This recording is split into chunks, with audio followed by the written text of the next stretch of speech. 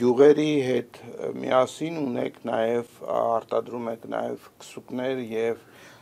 նաև ֆերմենտացված ջրային լուծույթներ։ Բացատրեք, խնդրեմ, ինչի համար են դրանք։ Ջրային լուծույթները մենք օգտագործում ենք, խմում են մեր, ասենք, հիվանդները։ Աղեստամոքսային տրակտը, օրինակ ասենք մեկ օրինակ բերեմ, կրոն հիվանդությունը։ Կրոն հիվանդությունը գենետիկայի կենտրոնը մեր հիվանդներից մեկին ախտորոշել է կրոն հիվանդություն։ Կրոն հիվանդությունը դա համարվում է չբուժվող հիվանդություն,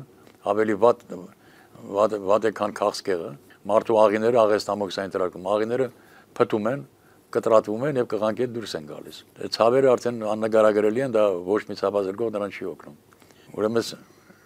մի 10-15 օր խմելուց հետո մարդը կազդուրվում է, գնում է, որպեսզի ստուգվի, իրեն ախտորոշում են, որ դուք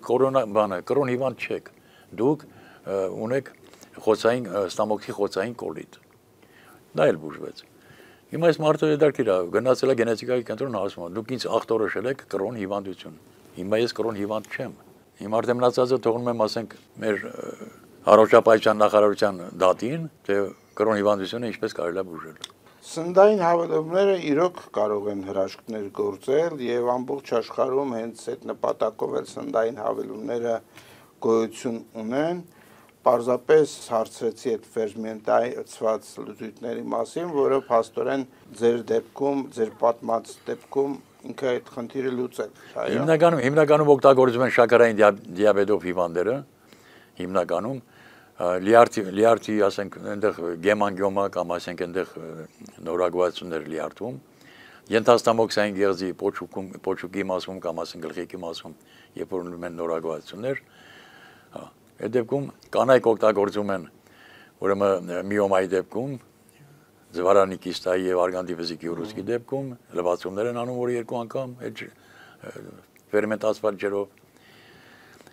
կաթեցնում են աչքին, որպեսզի, ասենք, գլաուկոմայի եւ կատարակտայի, ասենք, զերծ մնալու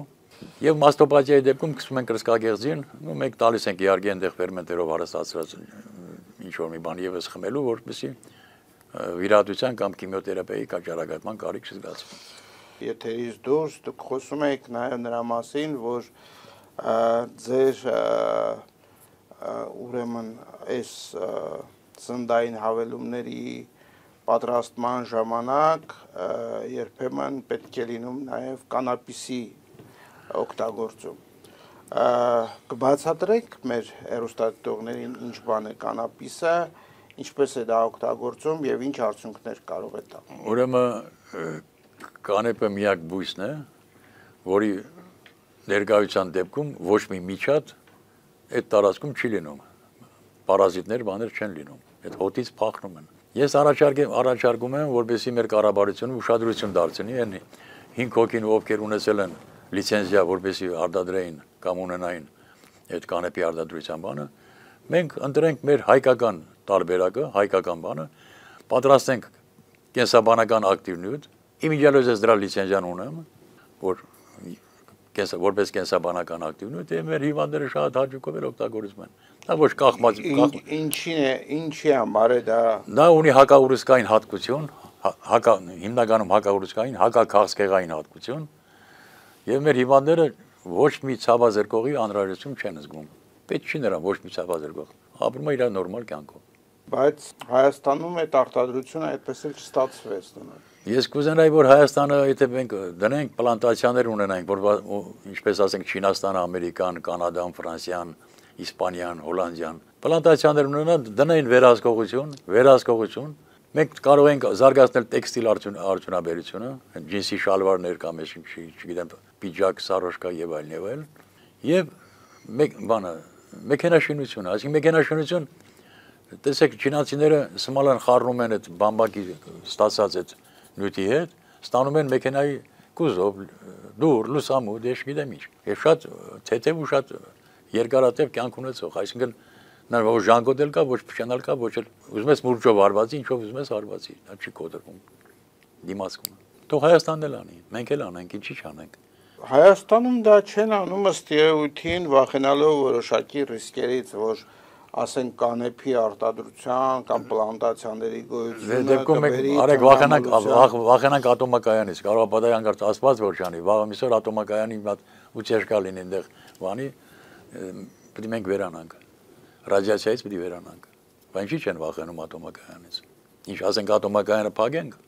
այդ չի լինի։ Այսինքն դուք կարծում եք, որ այդ ռիսկը եւս կարելի է կառավարել։ Իհարկե կարող, պետությունը այդ հսկողությունը վերցնի իր վրա։ Դուք խոսեցիք հայկական կանեփի մասին։ Հայկական կանեփը ինչ որ առանձնահատուկ Հայկական կանեփը գերազանցում է ինձ հայտնի եւ հոլանդականը, եւ իսպանականը, եւ ֆրանսիականն ու ամերիկյանը։ Մենք պատրաստում ենք կենսաբանական ակտիվնույթ եւ մենք մարդուն չենք գցում կախման մեջ, որ նա դառնա նարկոման կամ եւ այլ։ Ոչ։ Նա կարող ամիսը մի անգամ մի թեյ գտալ խմի, որ չհիվանդանա։ Դա չի նշանակում, որ կախման մեջ է։ Ինչ ծրագրեր ունեք մոտ ապագայում անելու, ինչը դեռ չեք, ինչ ուղղությամբ դեռ չեք զարգացել, որ փորձում եք այդ ուղղությունը եւս զարգացնել։ Նպատակները մի քիչ շատ են, ես կուզենայի, ասենք, թեման մի քիչ քննարկվել է ինչ որ մի որոշ տեղերում, կապված ռազմական արդյունաբերության բանով, բայց դա առանձին թեմա է, առաջարկել եմ մի քիչ բարձր կարող մարդկանց, բայց ինձ թվում է դա իրենց խելքի բանը չի էլի,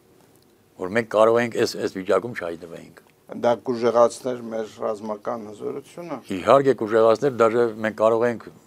Ադրբեջանի հետ ուրիշ լեզվով խոսենք։ Ես չեմ ուզում, որ մենք հիմա որևէ մանրամասնություն բացենք այդ տիպի խոսակցության, բայց ես հորդորում եմ մեր պետական պաշտոնյաներին, ովքեր պատասխանատու են այդ ուղղությամբ աշխատելու, ականջալուր լինեն պարոն Մելիքյանի ասած այդ խնդիրներին։ Եվ ես որքան տեսնում եմ եւ սննդային հավելումների մեջ եւ խմիչքի արտադրության մեջ եւ այլն դուք բարձր ստանդարտներ եք պահպանում, որը հնարավորություն կտա այս սապրանքը արտահանել երկրից եւ վաճառել այլ երկրներում։ Չգիտեմ, ուրիշ բան ունեք ասելու։ Լրացուցիչ ասեմ, եթե որևիցե մի, ես չեմ ասում մեր տարածաշրջանում, ասում եմ աշխարհում, եթե որևիցե մեկը, որևիցե մի կազմակերպություն արտադրող ոգելից խմիչքներ, սրա նման ինչ-որ մի բան կարտադրի, ուրեմն սա բանի պետք չի, նա ինքն էլ արտադրում էլի։ Ով է այդ։ Դրանով ավարտենք այսօրվա մեր հաղորդումը, սիրելի բարեկամներ, հիշեցնեմ, որ մենք զրուցում էինք բիոքիմիկոս, գյուտարար Ռուդոլֆ Մելիքյանի հետ։